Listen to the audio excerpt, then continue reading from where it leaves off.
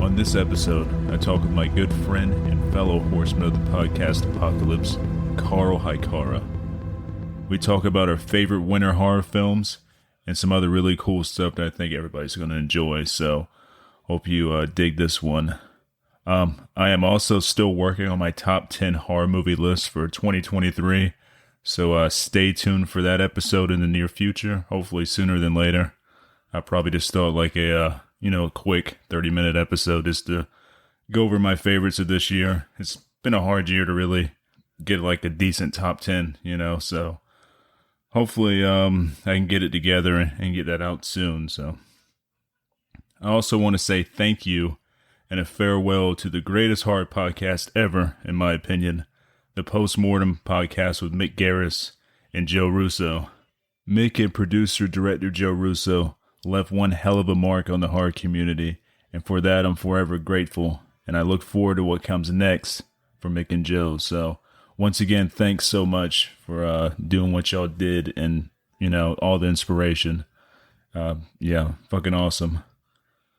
After you're done with this episode, make sure you check out my fellow Horseman of the Podcast Apocalypse, Everything Went Black podcast, Into the Necrosphere, the Necromaniacs podcast, Spitball Media, Iblis Manifestations, and the Soul Knocks podcast. Also, check out the Horrorwolf 666 podcast Teespring store.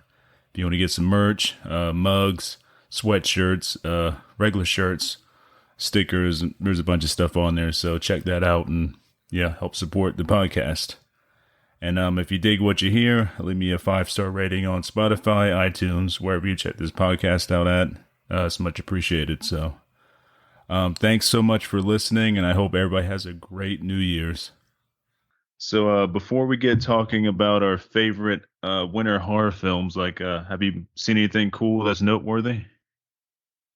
Well, I haven't watched a lot of stuff recently, but I saw Thanksgiving, which I really liked a lot, and that well, not to give my list away, we'll talk more about that later, but Oh, that's cool. I'm glad to know it's good then. I've been hearing mixed things, but also heard some good reviews from, I think it was Mick Garris and Joe Russo talking about Thanksgiving. I think they enjoyed it, so that's good to know because it does look interesting. It looks like a fun film. Yeah, I like it a lot. I thought that it was real, a good tribute to those kind of movies. You know what I mean? Yeah, and those are some movies we really don't have anymore. We don't have like those kind of like, I guess you would call it late 90s or mid 90s like slasher films like that. I know we have Terrifier, and Terrifier 2, but there's not a plethora of them out there. It's not a shit ton of them. So yeah. I mean, I think that slasher genre is like, I think it's on its way of coming back. If you know what I mean? Like, I think probably people with how successful Terrifier was, or Thanksgiving, or some of the stuff, like, I can see, I think maybe a lot of people kind of want to have that kind of stuff again. You know what I mean? After, as much as I love like A24 type movies and that kind of stuff, mm-hmm. I think that people are kind of wanting to have some more fun horror movies again, like slasher movies and stuff like that. You know what I mean? Yeah, I totally feel that, man, and I'm kind of craving that feeling again, and I love all the art house horror. I love all the A24 stuff. I love shit you got to really think about, but sometimes I just want to come home and watch something like mindless and fun. Exactly. Yeah, I think that might be. I think people are getting a little burned out on movies all about trauma and whatever. which I think I can understand that. I mean, Yeah, particularly like the way that a lot of horror movies come out nowadays try to like kind of push that into it, even when it's not really like relevant to the story, you know. mm-hmm. Yeah, there's a lot of that nowadays. Yeah, but yeah, I mean, I say outside of that, I haven't really seen. Since the ending of Thanksgiving, not Thanksgiving, sorry, the ending of Halloween season. I haven't been watching as much movies. You know, kind of like I watched a ton during Halloween and kind of like not been watching as much since then. But right, I've been kind of. I just got into. Let me check out the name of this. It was a fairly new Apple series. I think it came out like maybe it was this year or last year. Oh, let's see. It came out 2022, and it only did one season because that's all it was made for. It wasn't like an ongoing series, but it's called Blackbird, and I've been like telling people about this one for a bit now. But it's like a solid 10 out of 10. It deals with like some real life serial killer shit, but it's dramatized a bit and it's super dark. The soundtrack is done by Mogwai. So cool. dude, yeah, it's really good. It has to me it gives off some like True Detective season 1 vibes. You know, that kind of dark stuff is it's pretty dark. Like the guy that plays the serial killer. It's yeah, he's fucking demented. Yeah, I've heard good things about that show. I haven't watched it yet, but definitely heard that it's good. Yeah, I like that a lot. I know that I think I was talking about it recently with Nas Alchemist, you know, like I was hanging out with him and he was telling me about it. Like he had got Apple just to watch that show. Oh, cool. But so yeah, I've heard about that like a little bit fairly recently, but yeah, I don't have Apple, but it seems like they have some okay stuff on there like that. And there's, obviously I think there's Severance, which of course, like, you and Mike Hill are fans of, but Yeah, so good. yeah, I need to maybe pick up Apple for a little bit and watch some of the stuff that's on there. There's also another show on Apple that's really fucking good, and I think it's finally done now after like 4 or 5 seasons. But it's called The Servant by M. Night Shyamalan, and it's like some of his best work since like The Sixth Sense. You know what I mean? Like it's old school M. Night. You don't know what the fuck's gonna happen. It's dark and it keeps you guessing till like the final season pretty much, and still the final season, like the final episode, you're like, I'm not really sure what just happened there. That's cool. Yeah, I've heard that show is good. It's another one I've heard is good that I haven't seen yet. Yeah, Apple's got some really killer stuff. They got a brand new Godzilla TV show that just started. I think it's called like Monarch or something, and it's really good. Special effects are like movie quality and stuff. Like Godzilla looks really awesome, and it deals with a lot of like when they first found like Godzilla and all the different like giants and everything. Like King Kong's in there. A bunch of other like weird giant creatures and stuff. So far, so good with that one. Cool. Yeah, I've never been biggest Godzilla fan, but like Godzilla and King Kong and stuff's never been like one of the things I watch a lot. But yeah, I mean, sounds cool.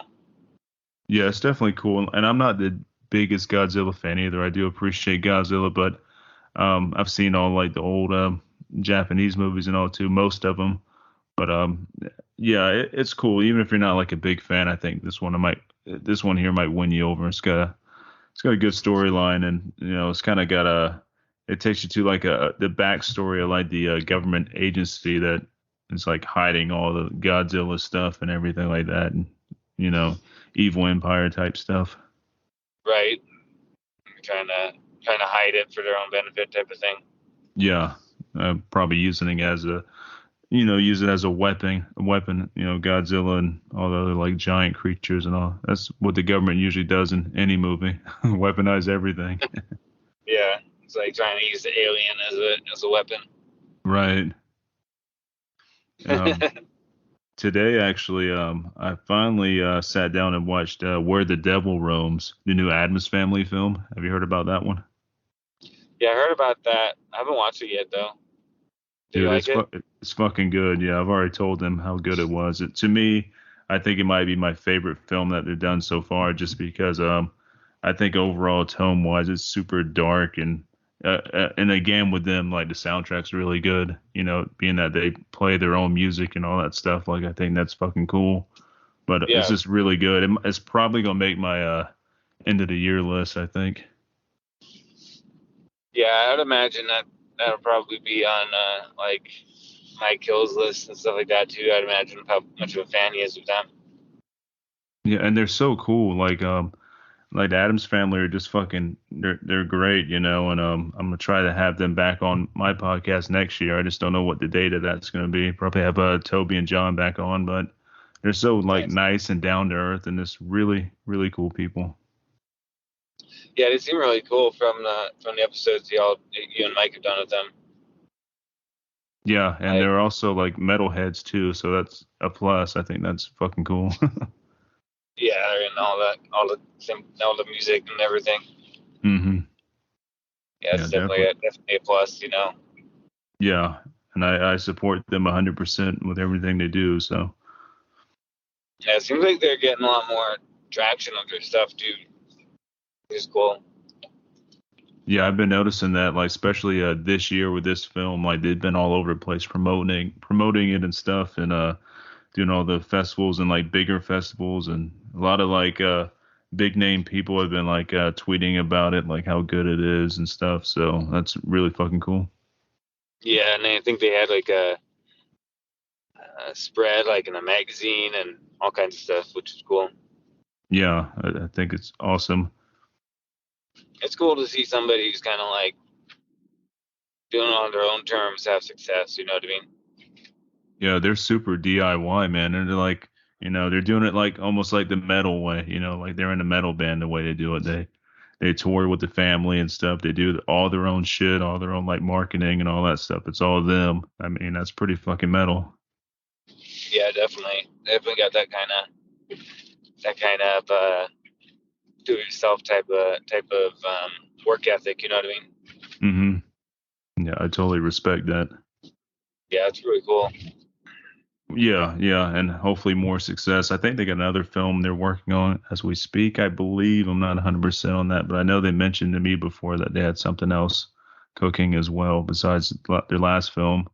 So, Yeah, I'm sure they'll keep busy and keep putting out movies. So yeah, definitely. All right, well, I reckon we can kick off our top 5 favorite winter horror films. yeah. This be a fun Um, one.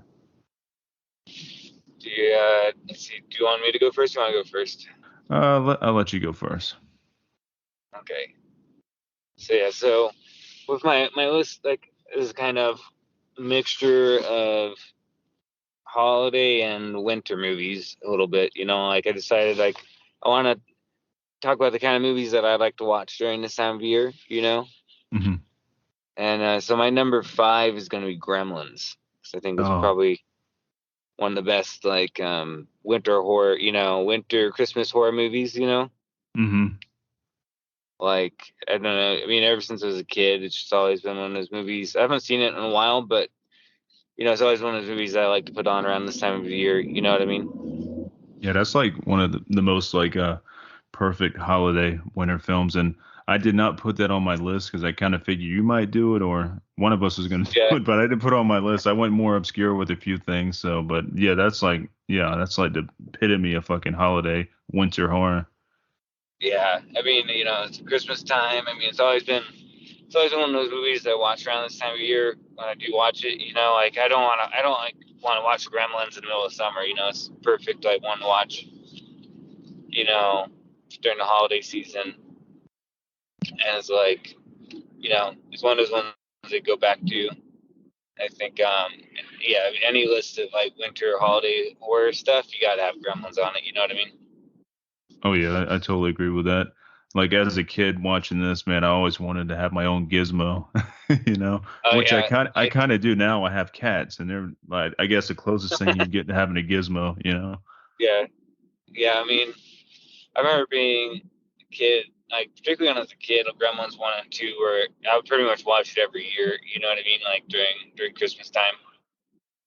So it's like just one of those movies that you just like get all the time because you're just like obsessed with like I was obsessed with like the Gremlins and the puppets and how how fun it is to and the all the mischief the Gremlins get up to. You know what I mean?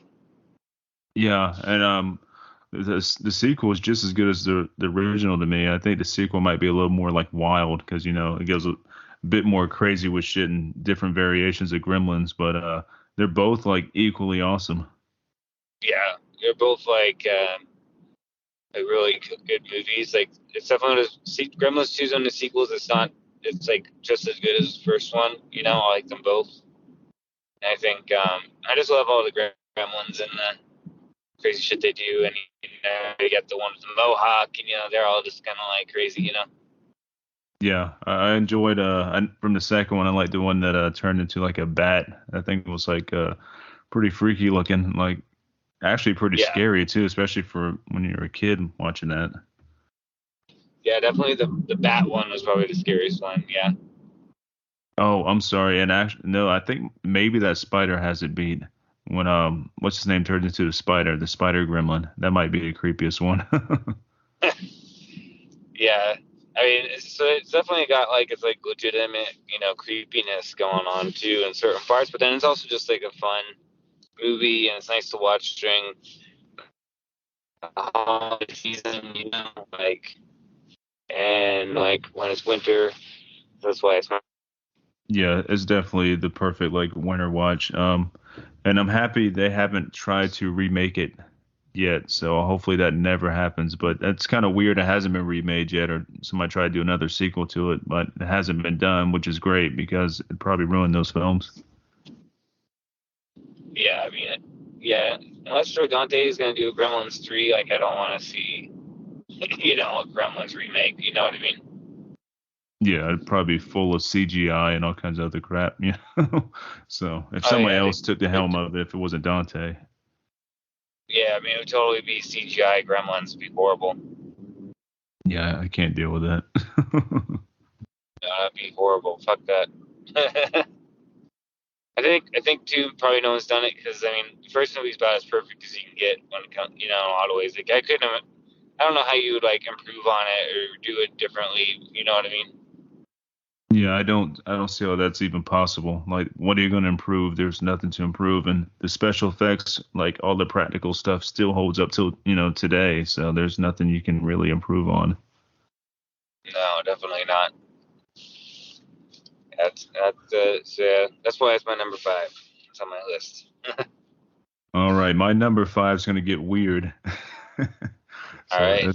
Yeah, it's definitely probably one that most people don't think like winter when you think this movie, but it is. It does take place. This one takes place in the winter time, and this was one of my favorite out of the Howling series. It is Howling: The Rebirth from 1989. Have you ever seen that one?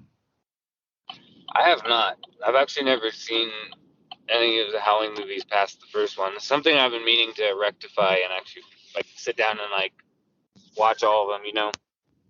Yeah, the first one is by far the best. They get fucking way out there in the sequels, and quality wise goes downhill in some of the sequels, but it's like hit or miss with each sequel. You don't know which one's going to be the bad one until you watch it. Even if it's like Howling 4, it might still be pretty cool, and Howling 3 might suck. But this Howling takes place in a Hungarian castle, and it's a whole bunch of like tourist type people staying the night there. And while they're all in this castle, there's this big fucking like white werewolf that stalks the castle, and one of them is actually the werewolf. And it's kind of like a whodunit type thing. People start dying and stuff, but the werewolf design in this one is really well done, especially for the Howling series, because like I said, the quality goes down on certain sequels, and it all takes place like during the winter time, so there's like snow outside.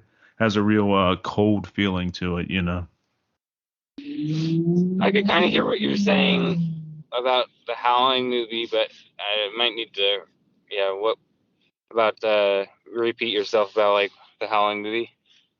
Yeah, I was saying with this with Howling: The Rebirth, it's like one of the best out of the Howling series because it gets super weird as the sequels go on. And this one takes place in a castle with a giant white werewolf. During the winter time, you get all these like tourists staying at this castle, and they all get like picked off one by one because somebody in that castle, like one of them or like one of the some of the people that are like doing the tour and all that stuff, one of them's a werewolf and they don't know who it is. So it's kind of like a whodunit type thing.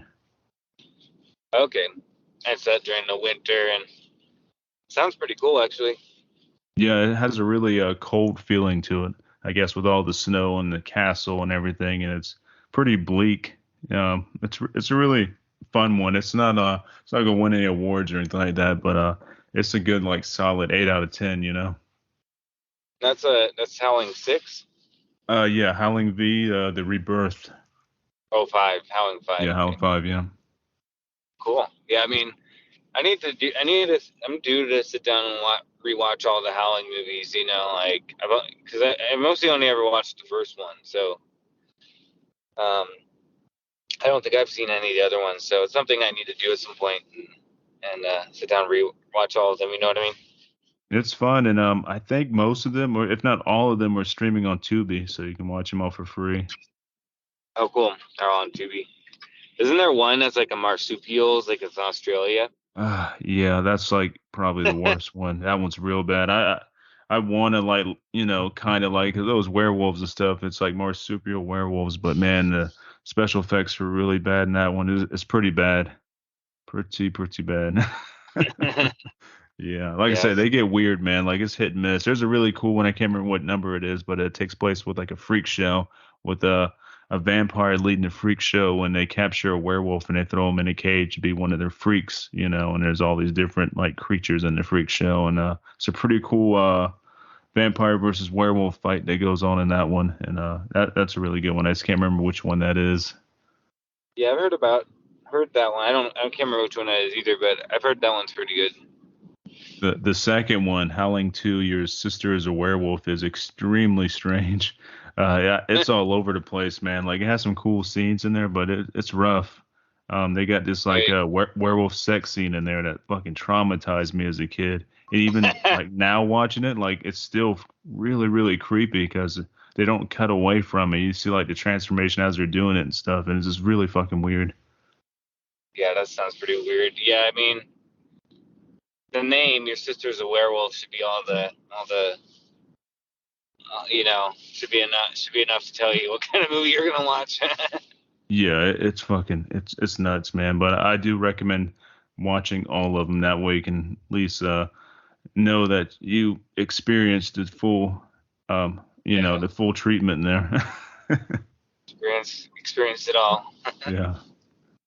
All right, so I guess we're down to your number 4.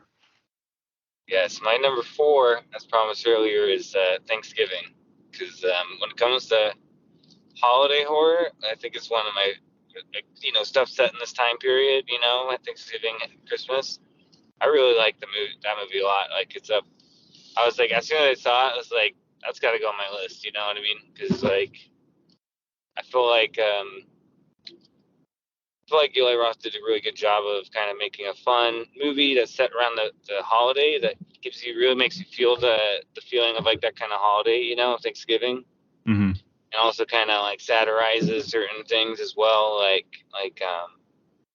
it's just really, and also the biggest thing is that it's kind of back to really like that early '80s whodunit style slasher, Mm-hmm. where like I literally didn't know who was the killer until it was revealed.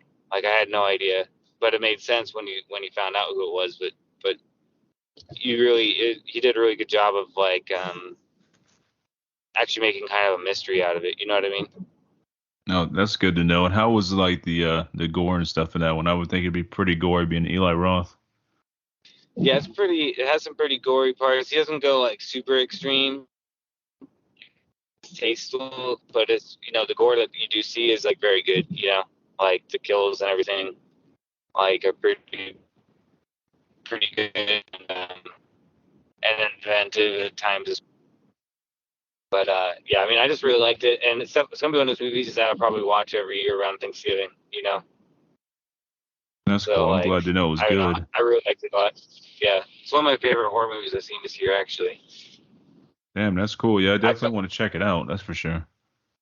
Yeah, I kind of think that it's probably his best movie. I feel like Eli Roth doing something like this where it's like he's able to draw upon his like knowledge of the genre and utilize it Hmm. appropriately. Like I think really paid off for him. You know what I mean? Or he's able to really do this type of early '80s style, slasher holiday slasher movie. Like and contribute that and try to do his own thing with it. I think it really paid off. So That's good to know because my favorite movies he's ever done was Cabin Fever, and I thought that was like genius. And I appreciate Hostel for what it was back in the day, but it didn't really age very well. Like going back and watching, it's like you watch that movie once and you're kind of like, all right, there's no reason to revisit the Hostel films, yeah, definitely. I mean, I watched Hostel 1 and 2, and that's pretty done with that. I mean, I don't mind them so much, but yeah, it's definitely not a movie I go back to very often. And like Green Inferno is not very good. Like, but I like Eli Roth as a I like his knowledge of the genre and what he does for the genre in a lot of ways. Hmm. Like he seems like a kind of guy that we could probably hang out with, like, and talk horror. You know what I mean? Yeah, I totally get that from him. He's definitely somebody that seems cool and just chill back and talk horror and everything. Yeah, and I think that I just think that doing Thanksgiving was a good direction for him, and I'm glad to hear he's going to do a sequel as well. I think he'll do a good job for that. So yeah, I mean, I definitely recommend it. For me, I mean, I liked it a lot. Well, that's cool. We need more Thanksgiving horror films because we don't have but a handful, if that. So like we need a good Thanksgiving one. I think was it a Critters 2? Well, no, Critters 2 is Easter. I'm trying to think of another Thanksgiving one. Yeah, Thanksgiving. Yeah, yeah, Thanksgiving. Yeah. Of course, Thanksgiving. I just I was sharing that during Thanksgiving. I was like, this is the movie you need to be watching today. It's great for what it is. It was made to be like bad and funny and stuff. Like then the director ended up doing The Headhunter, which was one of my favorite films of that year. Have you ever seen The Headhunter? No, I haven't seen that one. I heard it's good though. Yeah, it's fucking great. You're like, how is this the same guy that did Thanksgiving? you know. But he was on my podcast last year, I think it was, and he goes over why he did Thanksgiving and stuff, and pretty interesting stuff. I don't think I actually listened. I don't know if I listened to that episode. I think I have. It's an Trying to older think. one, so Yeah, it might be one that for some reason I hadn't listened to yet. yeah, But I'll yeah, share it with you. I send it in the messenger or something. cool. Yeah, yeah. I mean, yeah, outside of like Thanksgiving, I can't think of very many Thanksgiving horror movies. So I think it's cool they're doing that, and like I liked the killer in the movie, and like the and yeah, it felt like it's got some humor to it, because the Roth always has a little bit of humor, but it's like not like a horror comedy. It's more like like it's just got some humor to it, and it's one of those movies that feels like a good tribute to that kind of like stuff like My Bloody Valentine and April Fool's Day and all those types of holiday horror movies. You know what I mean? Yeah, that's So cool. yeah, definitely recommend. So yeah, after I saw it, I was like, this got to go on my list. So Nice, something to look forward to when it comes out on VOD. I'll check it out for sure. definitely. And I got to see it like the night before Thanksgiving too. So No, it's perfect. yeah. Also, another good Thanksgiving horror film, which is not totally all Thanksgiving, but it takes place during there, is I believe is Blood Rage. I think that's what I'm thinking of here. Blood Rage. Have you ever seen that? No, I don't. I never even heard of that movie. Okay, let me double check, make sure I'm correct with. I'm pretty sure it's Blood Rage.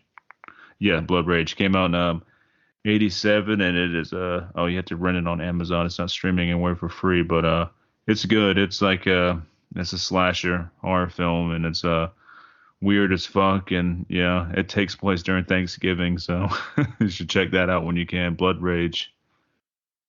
Cool. I'll have to check that out. Haven't. Yeah, I never even heard of that. I believe I'm pretty sure Joe Bob did an episode on Shudder with it a couple years ago. I think it was during his like Thanksgiving horror marathon, but it's not up on Shudder. I guess they lost the rights to it, so now it's just kind of out there. You can probably find it on YouTube streaming. Oh, cool. Yeah, I have to look that up. yeah, it's fun. It's definitely one to check out. So, my number 4, which could technically be ranked higher. If I was doing like all holiday horror, this would be number 1, I think. But my number 4 is a 2015 film, Krampus. Yeah, I'm Yeah. sure you've seen that one before, yeah. So surprisingly, I have not seen Krampus. Oh, that's good then. This would be your first time checking it out because it is fucking awesome, man.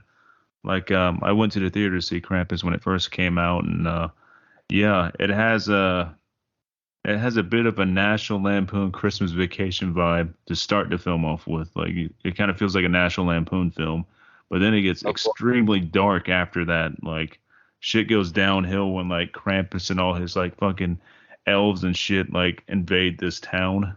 Like, everything ices up, everything goes cold. Like, it is one of the coldest like feeling movies ever made, I think. Like, you feel the coldness of Krampus's presence. That's cool.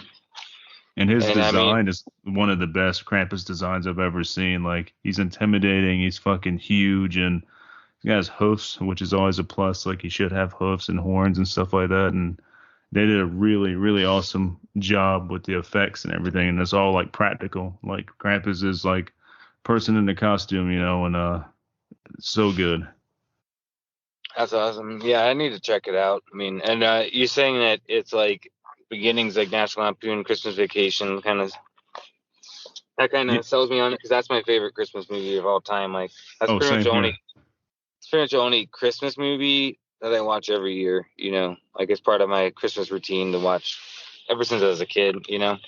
Oh, dude, I've been wearing that VHS out for years now. Now I have it like on a DVD somewhere, Blu-ray. But as a kid, we had the VHS, the National Lampoon Christmas Vacation. Like, that's a yearly thing. Like, I even brought it into a German class when I was in high school. I had our German class watch it because, like, during the holidays, like, oh, bring a film in that reflects what you like to watch during this time. And I bought that in, and nobody understood it.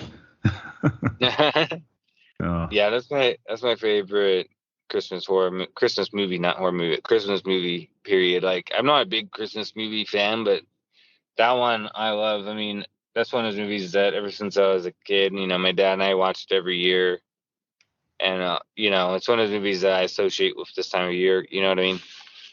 Yeah, I totally get that. I'm on the same boat with that. Like, that was something I would watch with my family and stuff. And I continued doing that after. And I like Christmas movies, but I could care less about Christ. I don't give a fuck about none of that. I like the whole like mythology of Santa Claus and all. I think it's kind of like evil and weird, like different interpretations of Santa and Krampus and all. That's the shit I like. I've never, like Christmas for the religious aspects of it. I think that's stupid, but that's your thing. That's your thing, but it's not for me.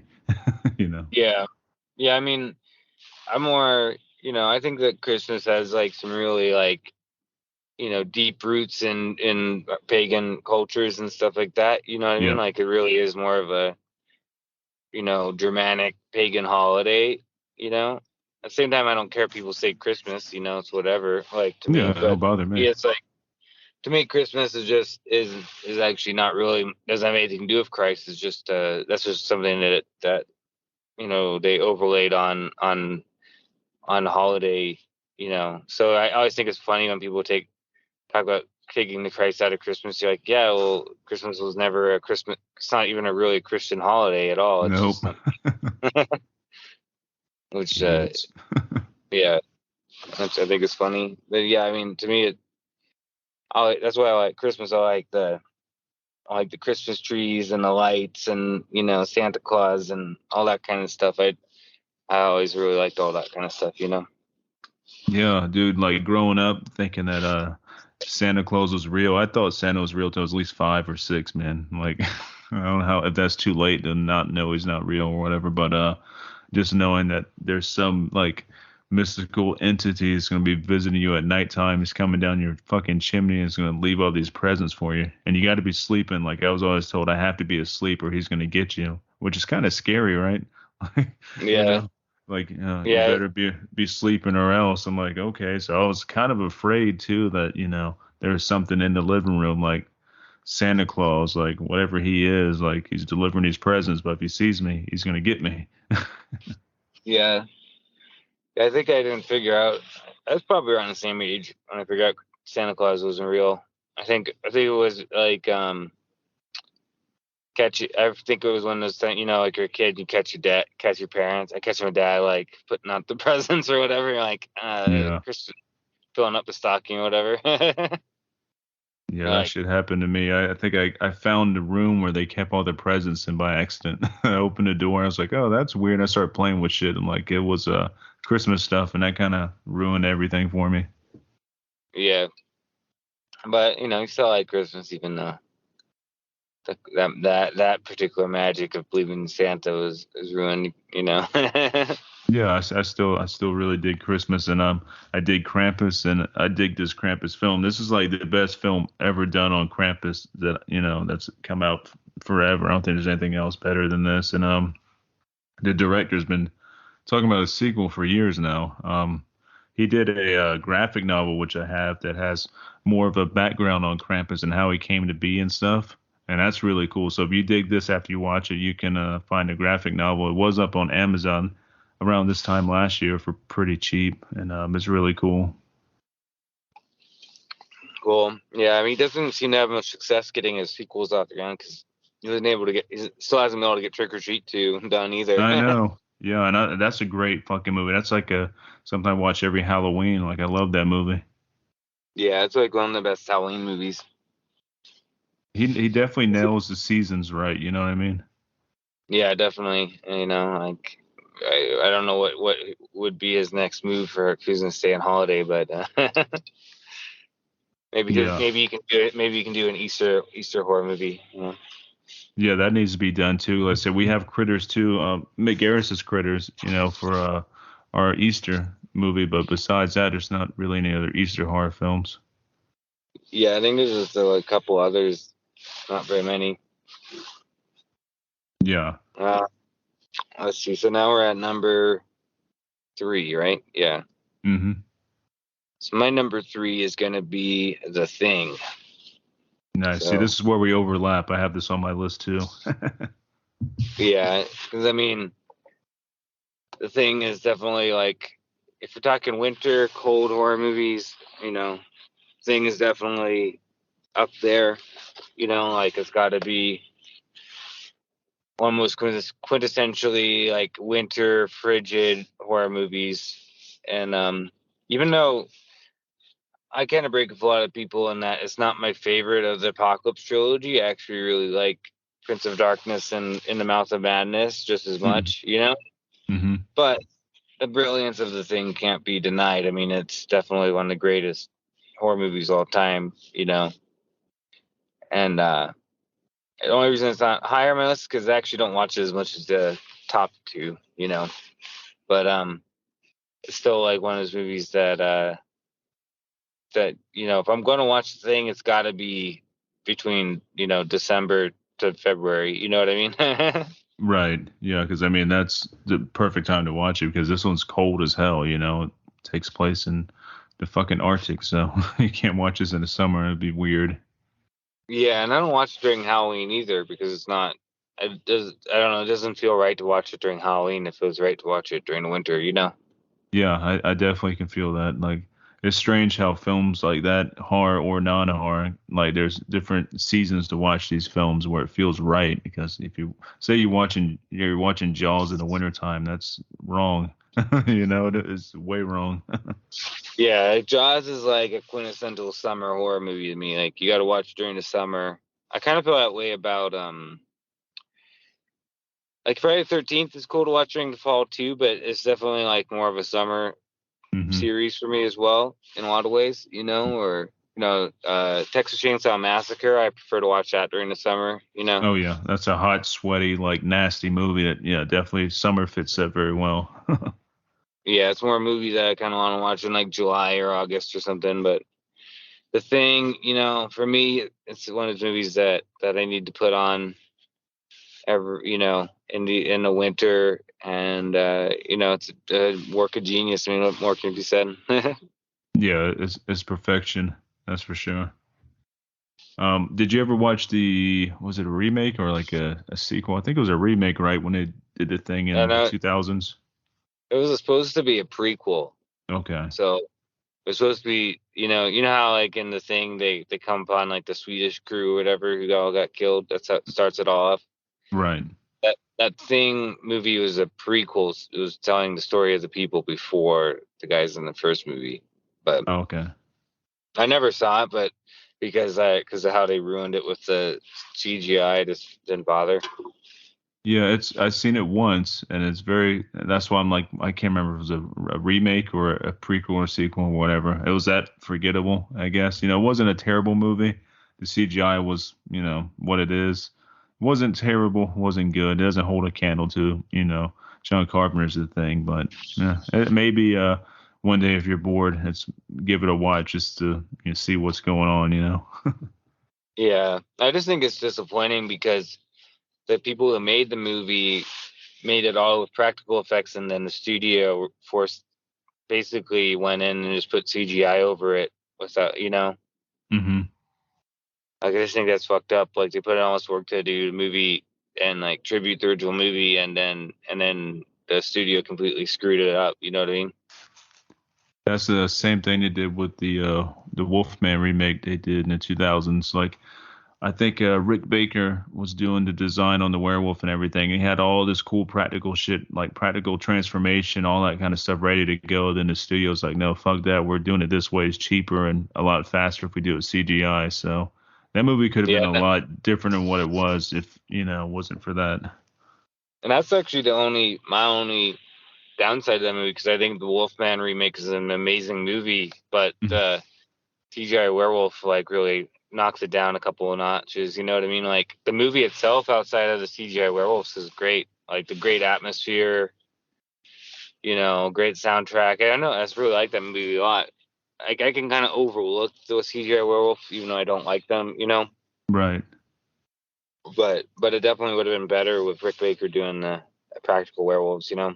Yeah, totally. And yeah, I'm a big fan of Benicio del Toro and Anthony Hopkins. I mean, both of them like steal the show there. So, and having that Yeah, werewolf fight at the end is pretty fucking cool because a lot of that was like practical, if I'm not mistaken. I think that was something that was kept from like the original idea before all the CGI took over.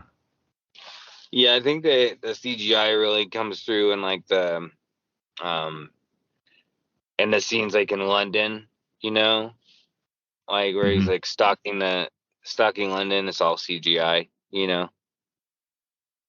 Yeah, I But think that and like I think the transformation when he's in like the when they're all like trying to make him change. I think all that was all definitely CGI. yeah, definitely. Yeah, but it's a good movie though. I think it's a very underrated movie. That it's kind of sad that it didn't do better, because we maybe could have gotten Universal horror movies in that direction, as opposed to the kind of stupid action direction that they took the thing. You know what I mean? Oh yeah, yeah, definitely. Yeah, I think that was supposed to be like a start of all that stuff, and it didn't pan out. So Yeah, they keep doing like, oh, this is gonna be the start of a new Universal world, and then it just never goes anywhere. You know what I mean? But I I think that would have been a cool way of taking it and setting it in the kind of Victorian era. Like I would have liked that, but alas, that's not what happened. no, they decided to do the Tom Cruise Mummy movie, and that was supposed to start off the other Universal stuff, and that was pretty bad. Yeah, that was horrible.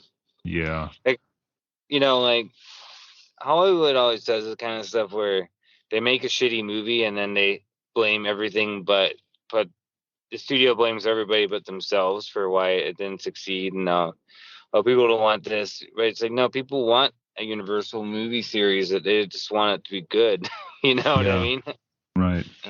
And then when you do have a good movie like The Wolfman, they like shoot themselves in the foot with it. You know what I mean? Yeah, because I'm totally down to see a sequel to that or something or another like Universal like monster movie that's in that same kind of style without all the CGI, but that same dark universe that one was in. Yeah, the same like gothic, very, very gothic Victorian setting. Like I would Hmm. love to see, some other movies set in that. You could do a redo of Dracula, or you could even do The Invisible Man in that kind of setting. It would be cool, like 'cause original story set in Victorian times, or whatever, Dr. Jekyll, Mr. Hyde, or I don't know, there's a bunch of stuff you could do in that setting that would be really cool. Yeah, definitely. Or even doing The Mummy in that kind of setting. Yeah, that would be cool. I did enjoy the Brendan Fraser ones though back in the day. I thought those were fun and pretty well done. Yeah, I mean, I love those movies for what they are. They're more like adventure pulp movies. They're very much like in the that same type of mold as like Indiana Jones, and that's what I like about those movies. I mean, they have kind of crappy CGI in a lot of parts, but they're like really good movies. Like Mummy and Mummy 2, those two movies are really good. The third Mummy sucks, but those first two are really good. Yeah, I agree. Like I like those movies a lot. Yeah.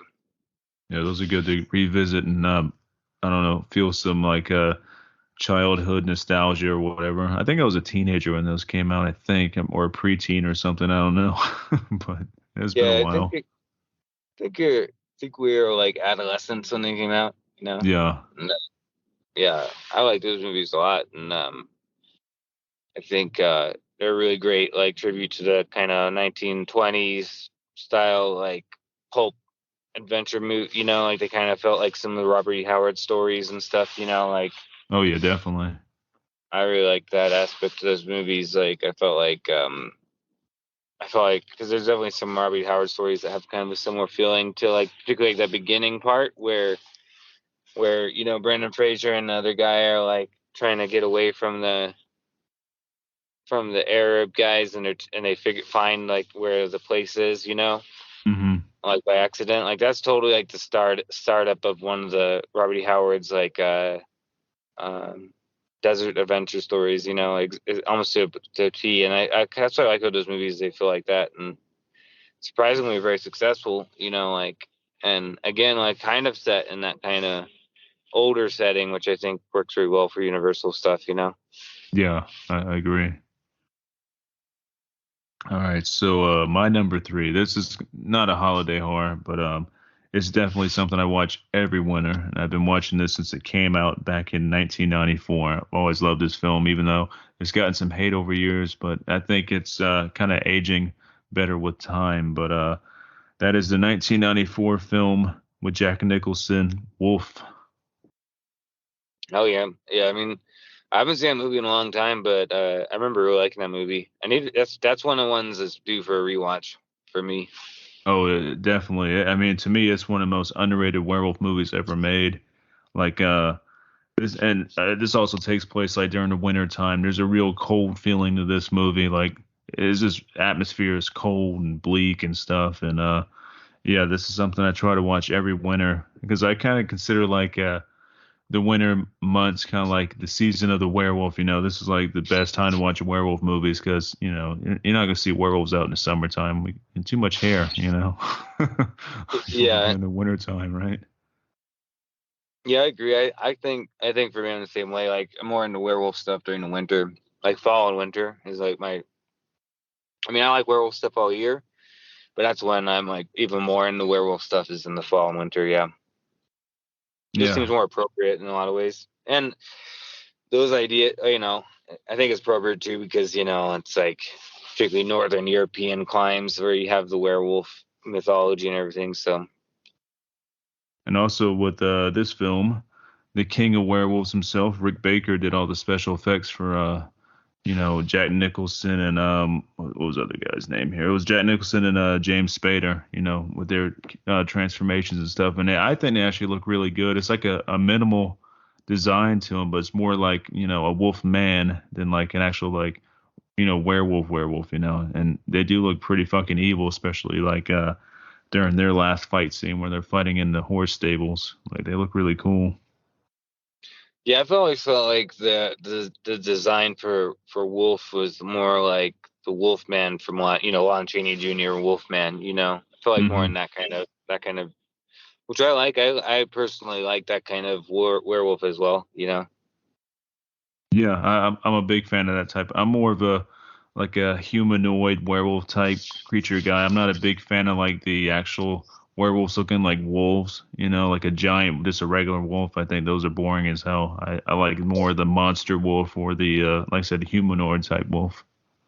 Yeah, me too. I like my werewolf to be, you know, both bipedal and can also go on all fours. Like you can do both. You know what I Hmm. mean? Like that's the kind of werewolf I like, where he can stand up on both legs and has a bit more of that humanistic quality, like more like a wolf and a man to put together, not just like changing into a straight up wolf.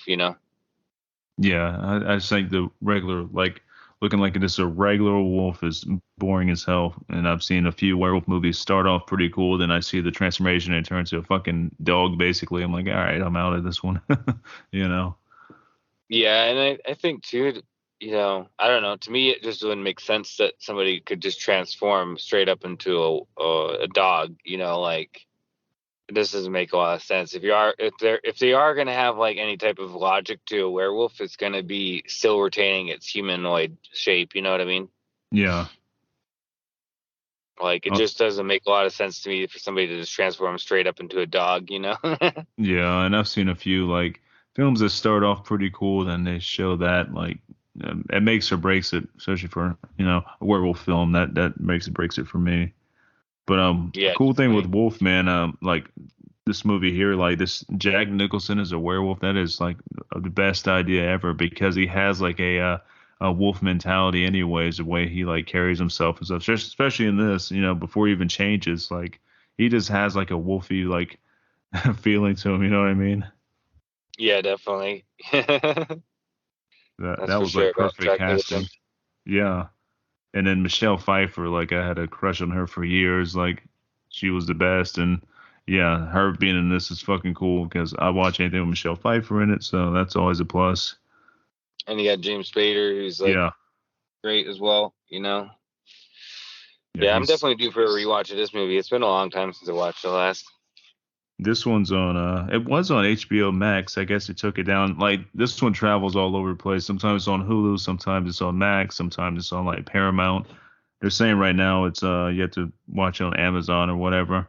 And you could Okay. possibly find this one on YouTube for free. It just depends if it hasn't been taken down yet. I think I've watched on YouTube before as well. Yeah, I'll have to check. See, I definitely need to watch that during this winter season. So I got Oh, a few movies to watch from your list. it's so good, man.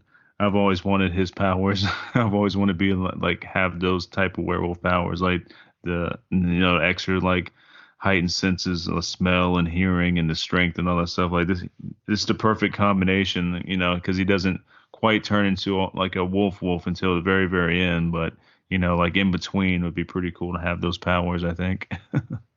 Yeah, definitely. And I could deal with turning into a werewolf, for a few days a month, whatever. Oh Like yeah, I I'm have the. I'm totally okay with that.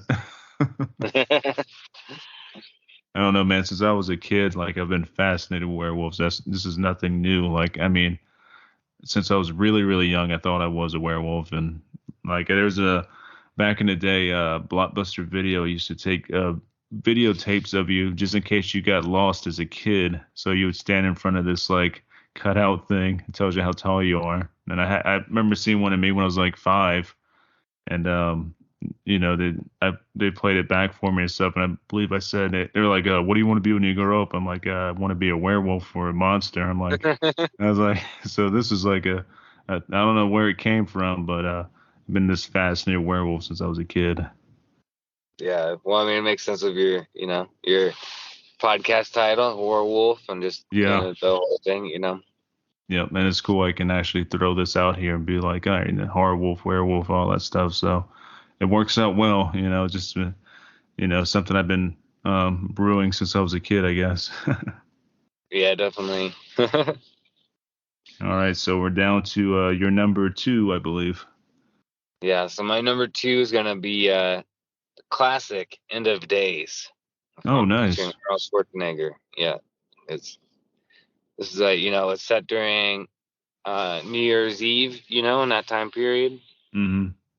and you got Gabriel Byrne as the devil, which is amazing. Oh, yeah. And yeah, this is one of those ones I watch quite a bit during it's one of those ones I watch a lot during this time of year. Like 'cause it's all about New Year's Eve and the End of Days, and like satanic horror. And it's like a great, awesome action movie at the same time as being a kind of horror movie. Mm-hmm. Like to me, it kind of is in that in between of an action and a horror because it's got the horror elements to it as well. Mm-hmm. Like and yeah, I love this movie. It's probably one of my favorite Arnold movies actually. Yeah, it's definitely up there for me. I remember when I first watched this, the albino on the subway, I think, scared the shit out of me as a kid. I don't know if you remember that Yeah, scene. Yeah. um, yeah.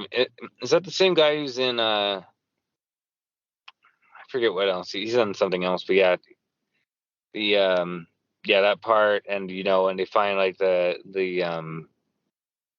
priest who like cut out his tongue is creepy as fuck. And Oh, yeah.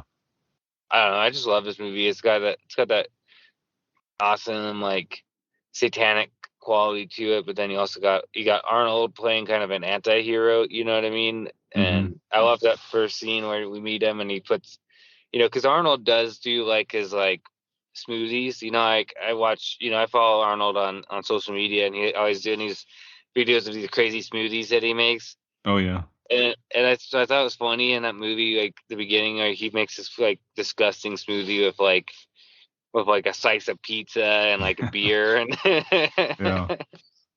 that's great. It's Yeah, so that's funny. I think that's it's an almost like underrated him making movie. fun of himself. Yeah, What's that? I said I felt like I was almost like Arnold, like kind of like making fun of himself. You know what I mean? With his like Y- smoothies. Yeah, he's totally definitely making fun of himself. But who knows? He could do a pizza smoothie, or used to do a pizza smoothie back in the day. Yeah, you never know. Yeah, but I love this movie. It's so fun, and it's like cool atmosphere, and gives you that feeling of the end of the year and that winter feeling as well. Like like when you're getting too close to the turn of the year and it's all cold out, and it kind of has that feeling too as well. Yeah, it definitely hits on that really well. And like you said, Gabriel Burns makes one hell of a devil. He's good. Yeah, I love him as the devil. Like he's perfect for that part.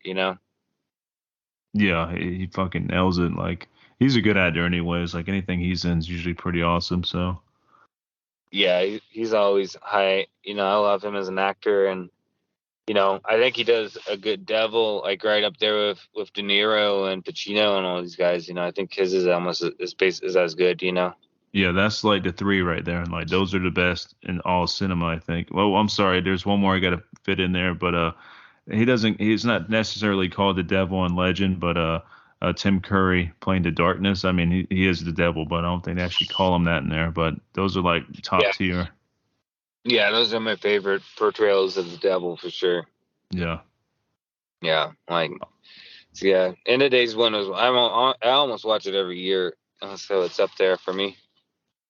Yeah, that's one I haven't revisited in a few years. I need to get on that for this winter. That's a good one to watch. I used to watch the shit out of that one growing up. I love that movie. Yeah, yeah. I mean, I remember when it came out in '99, I think it was, and I remember, yeah, just like ever since it came out, I watch it quite a bit. Hmm. Yeah, It's that's like I definitely recommend that to anybody who hasn't seen it in a while.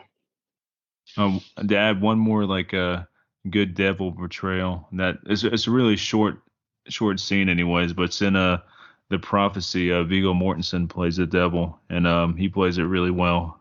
I don't know if you remember the Yeah, prophecy. yeah. He did. I really like his portrayal of the devil at the end of that. It's really good. Yeah, super kind of creepy, and I like Viggo Mortensen's another great actor too. So anything he plays in, he nails it. So Yeah, and I also like the guy in Constantine. He comes in at the end. He plays Lucifer at the end. yeah, I was trying to think of that name. He's a great actor. He's in a ton of cool shit. He was in Fargo and stuff, and Yeah, American Gods. I just can't think of his name, but he did a good job in that part too. Yeah, he totally did. He was super creepy, and like the way he like walked in and stuff, like kind of prancing almost, because growing up as a kid, my grandma would tell me like at night the devil will walk the streets and he kind of prances around on his hoofs and stuff.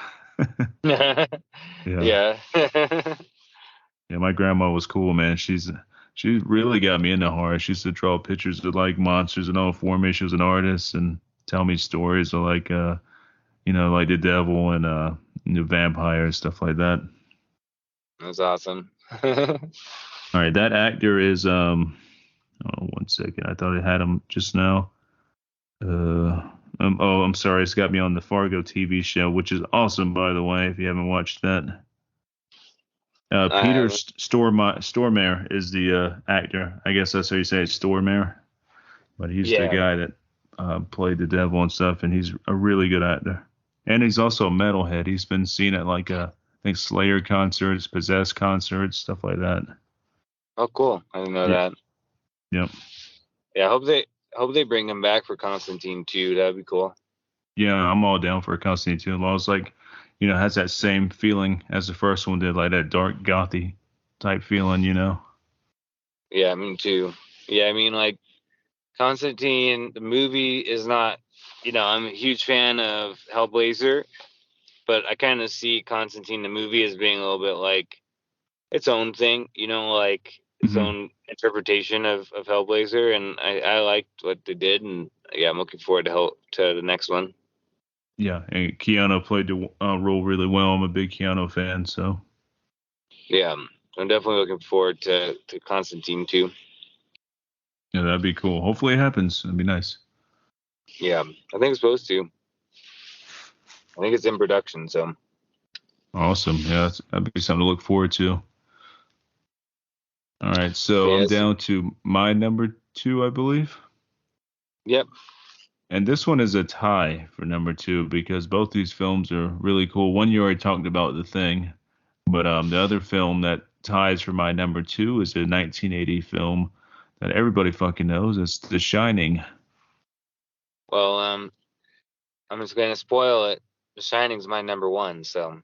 See, I knew the overlap was going to be there, and I figured it was going to be these two films because, I mean, how can you not mention like a winter horror watch without mentioning The Shining, Yeah, The Shining is my number 1, so.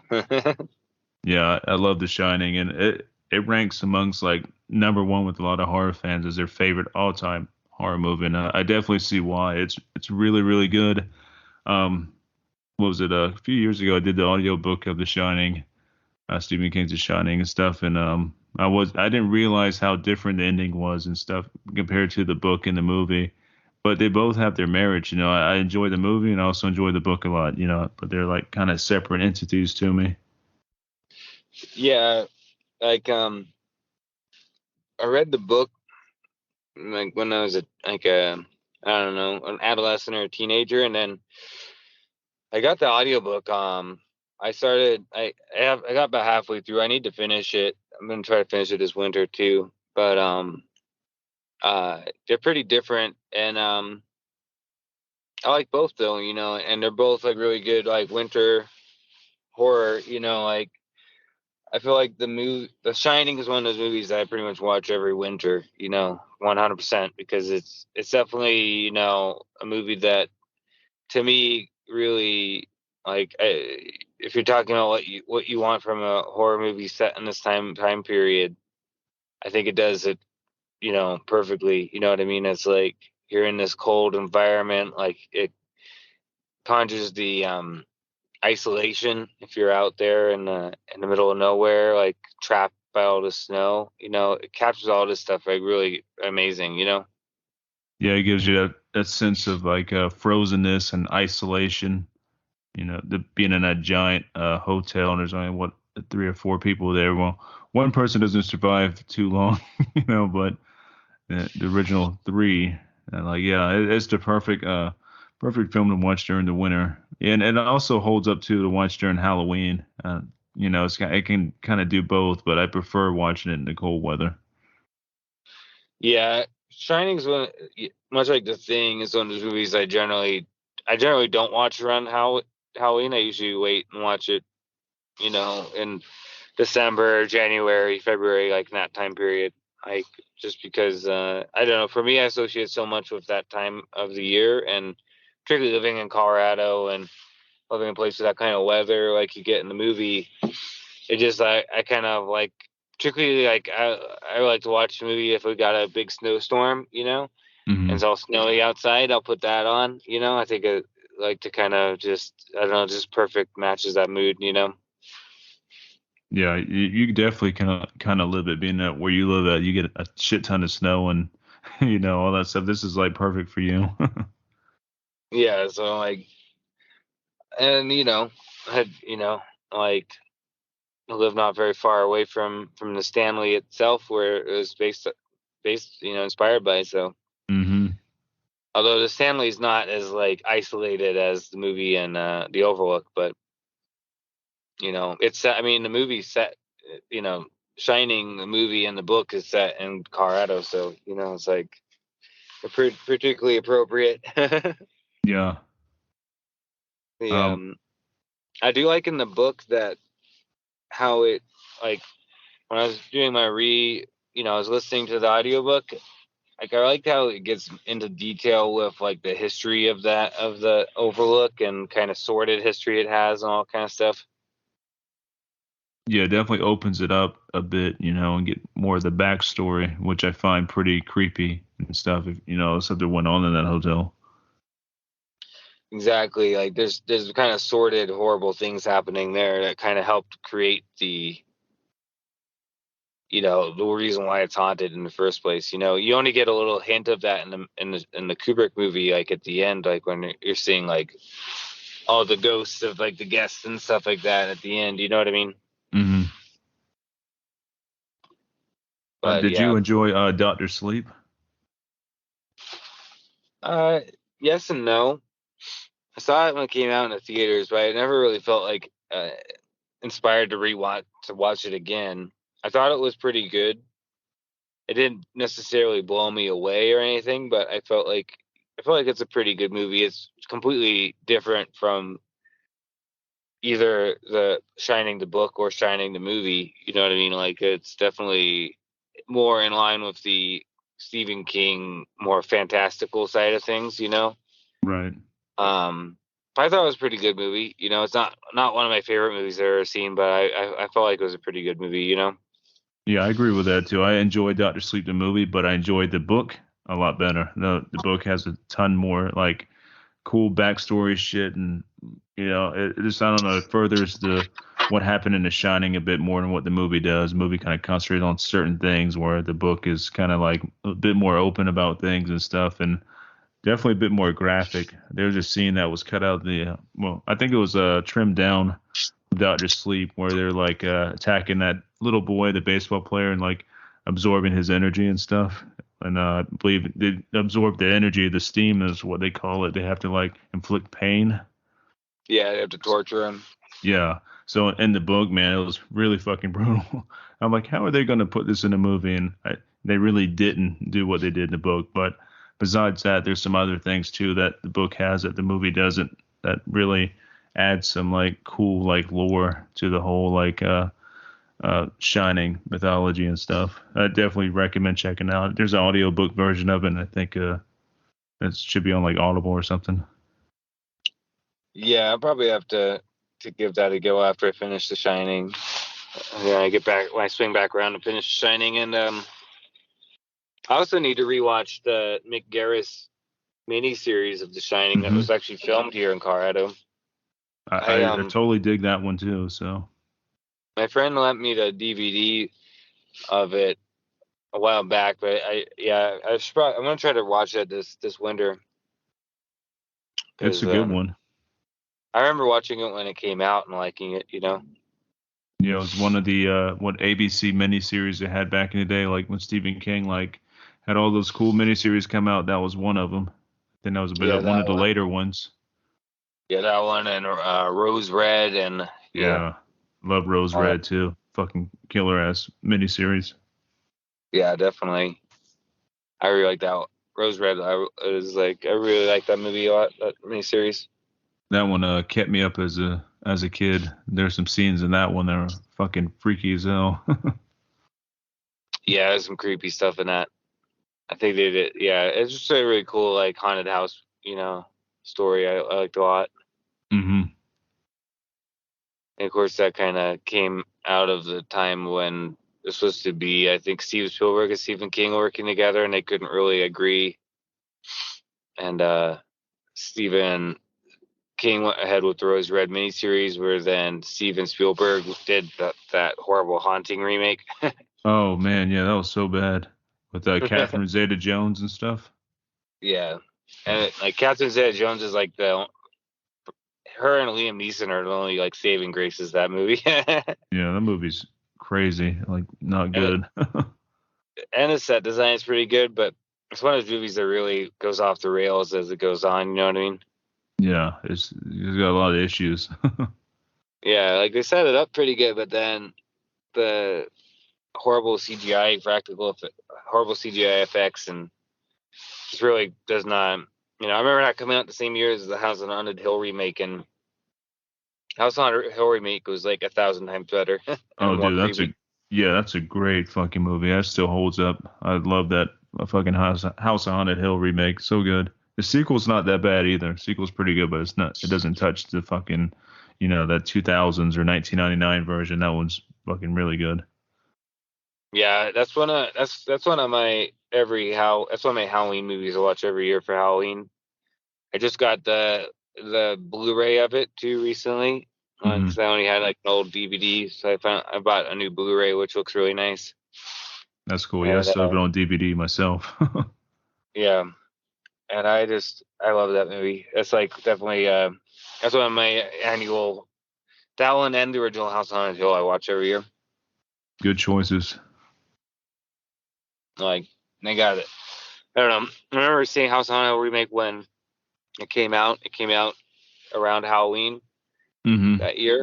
It was like one of the only horror movies that came out in Halloween, and I remember, I don't know, I still always associate with that time of the year. Yeah, it definitely has the Halloween like feeling and stuff attached to it. Yeah, and but yeah, I definitely need to rewatch the Shining miniseries, and obviously, pretty much every year I watch The Shining, the original movie. It's up there with one of my favorite horror movies of all time. Yeah, it's definitely my I'd probably say top 20 or 30 of all time. It changes sometimes. So is that like both were you tied number two like for two movies, or is Yeah, that yeah. two? That's not my true number one. They were both tied for number two. Cool. So what's your number one? All right, my number one is the ultimate winter horror movie. Well, I'm sorry, winter miniseries, and that's going to be Storm of the Century, another Stephen King miniseries. Awesome. Yeah, that was one of my honorable mentions. So Oh, nice. I remember staying up late to watch this one because I could always stay up late when like there's a cool like Stephen King miniseries on and stuff because my parents watch all this stuff as well. And I remember this one here like fuck with me a good bit because it's dark, man. Got this random guy showing up to your town and making all these threats and it's like a giant snowstorm. Everything's cut off. Everything's kind of like almost a like Armageddon type feel to it, and this entity or figure shows up and wants to take your kids and yeah, yeah. I'm like he's so good. Like let me get his name right here. It's Colm Fiore. Like he's a great actor anyways, and yeah, he's like the perfect person to play this role because at first he seems so normal. He's wearing like a beanie and like he looks like a longshoreman or something. Like, all right, this guy's just a normal guy. He's not that scary, but then he has this like wolf cane and that really like sets him off as something else, you know. And some of the Yeah, scenes where like they quick shot to him where he has like fangs or his eyes are blacked out. I mean, those really got to me growing up. yeah, that's a great miniseries. Like I remember watching when it came out, and I actually just got the DVD of it pretty recently. I've been meaning to rewatch it, but it like definitely perfectly captures that winter feeling. You know what I mean? Yeah, it's like the winter feeling that will never leave you because you're trapped there on that island because everything's all shut down and frozen solid. You know, like it just feels so cold watching this. Yeah, it really it's a really good miniseries. Like just the whole thing is creepy. Setting, the concept, like everything about it is very effective. You know? Yeah, I would go and say this is probably one of the best miniseries ever made. It's right up there with It. It kind of edges out just by a little bit, but I think this is like right there with it almost, you know? Yeah, I would say this one of the best of the Stephen King miniseries. Like it definitely beats out like I love The Stand, but The Stand gets kind of declines as it goes on. You know what I mean? Like the first two episodes are the best, Hmm. and then it kind of goes downhill from there a little bit. But that's the problem with the book. Yeah, the Um, book is so long.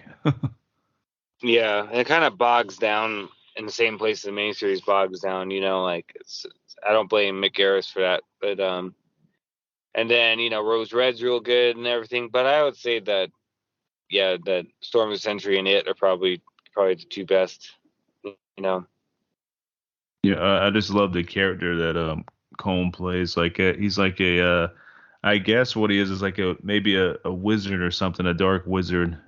You know, because at the end they finally show his true form where he's wearing like the fucking like I don't know, like the robe and everything, and he's got the wolf head turned into like a wand or almost or a scepter. You know, like he looks Yeah, fucking cool as shit. Then they show him in the future when he has the kid he wanted to train and stuff, I guess to pass on his power to this kid. And he's like wearing like I think he's wearing like a top hat or something. Like it's just super creepy and like I don't know, kind of surreal and stuff. And yeah, he's just a great character. Now I'm pretty sure somewhere down the line he's probably connected with like the whole Dark Tower series because the way Stephen King writes, like pretty much all of his books and movies and stuff are somewhat connected with that universe. So I could definitely see him being somebody from one of the different like planets or whatever, or not planets, but I guess like dimensions or whatever that's in the Dark Tower. Like he could yeah. definitely be one of those things. I definitely would make that assumption that he's connected. Like the Dark Tower series got all the wizards and all the kind of stuff. You know what I mean? Yeah. So, Yeah, but yeah, I definitely think he's connected to all that. and also he's like kind of a man in black type figure too from like the Stand, the walking dude. The walking dude is also tied in with the Dark Tower big time. Like he plays a big part in that. But when they do have him in the Dark Tower series, it's not near as powerful as he is in the Stand. He's more of a magician in the other world, I guess. So, but same with this guy. He's kind of like a wizard, magician, evil entity type thing. So. Yeah, yeah. I definitely think it's kind of the similar thing going on with the Walking Man and with the Man in Black and the gunslinger and stuff. Like they're all kind of the same type of character. You know what I mean? Hmm.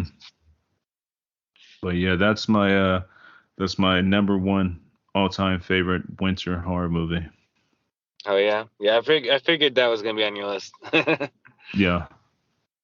was like, and yeah, that was on my honorable mentions because and then I don't have a lot of honorable mentions. I was also going to mention Jack Frost. Oh, that's Remember a that good one. movie? Yeah. Oh hell Yeah, yeah. Joe Bob did one of the Jack Frost movies. I think recently or maybe like a year or two ago, anyways. But yeah, that movie's fun as fuck.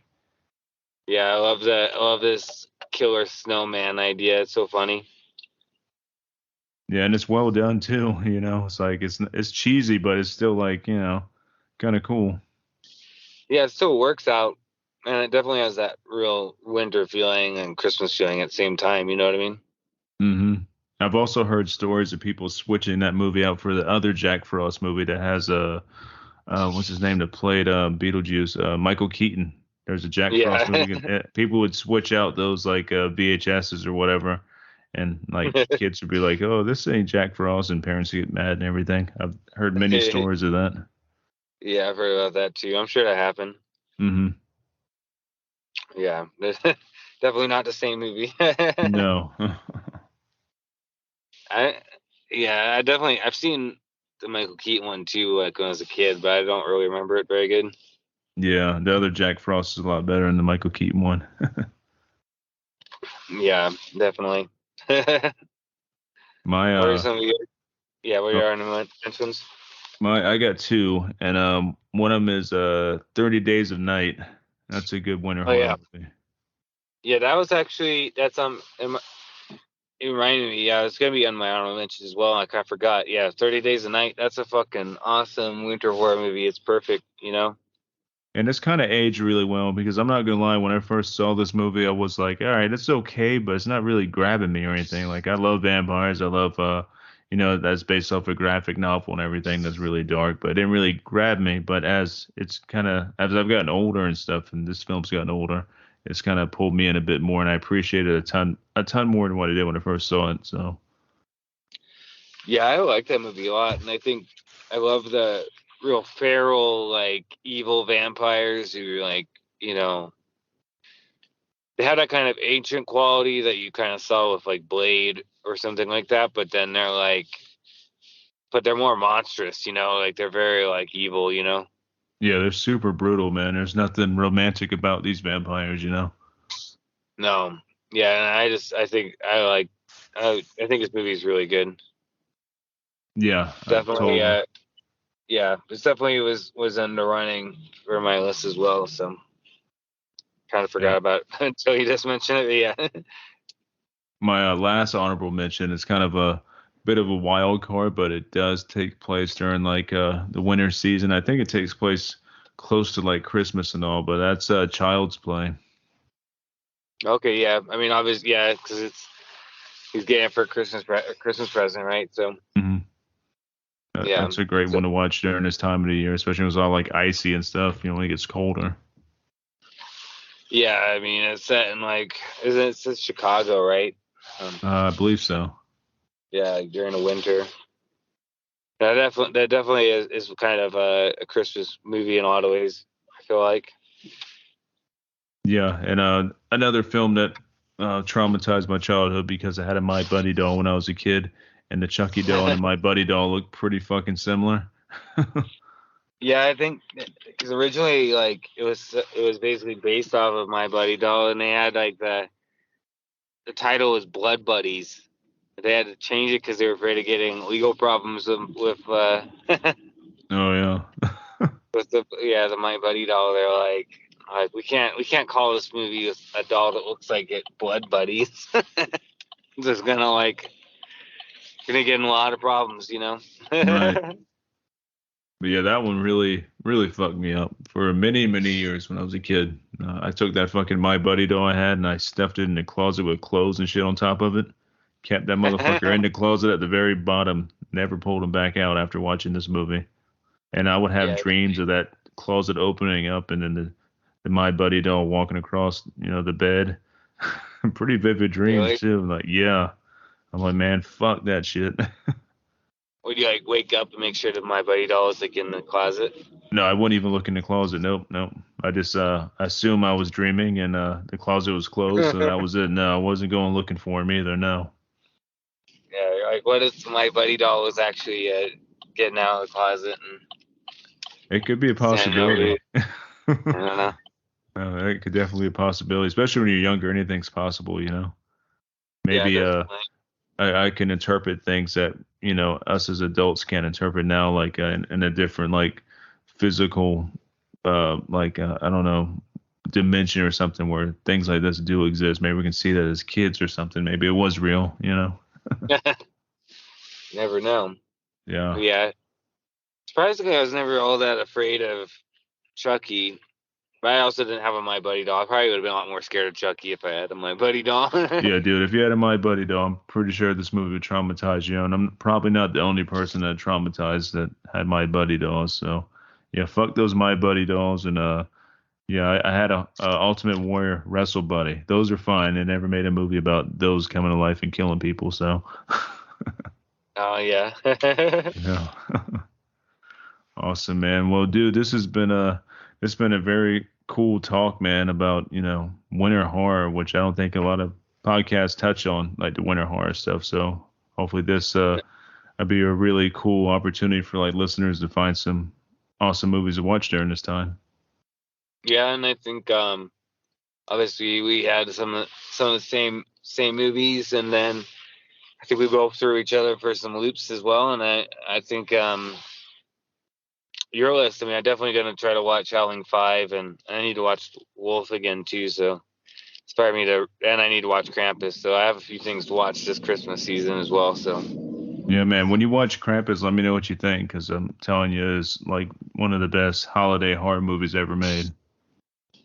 yeah, it sounds like, yeah, I definitely need to watch it. I've heard a lot of good things about that movie. It's, for some reason, it's one of those movies I just haven't gotten around to watching, even though multiple people have told me to see it. You know what I mean? Right. Well, that's cool. You get to watch it for the first time now, and you get to experience, like, the awesomeness of it for the first time. So it'd be fun. Yeah, exactly. Save the experience for myself, I guess. Right. All right. Yeah. All right, Carl, man. You be safe out there and stuff. I hope you have a good holiday if I don't talk to you. And yeah, this was fun, and we'll do it again next year or whatever podcast, your podcast or mine, but we'll definitely talk again soon. Yeah, hell yeah, man. Thanks again for having me on, and always a pleasure to be on Horror Wolf, Oh yeah, man. Much appreciated, Yeah. dude. And yeah, have yourself a good night, and we'll talk again soon. Sounds great, man. Have a good night.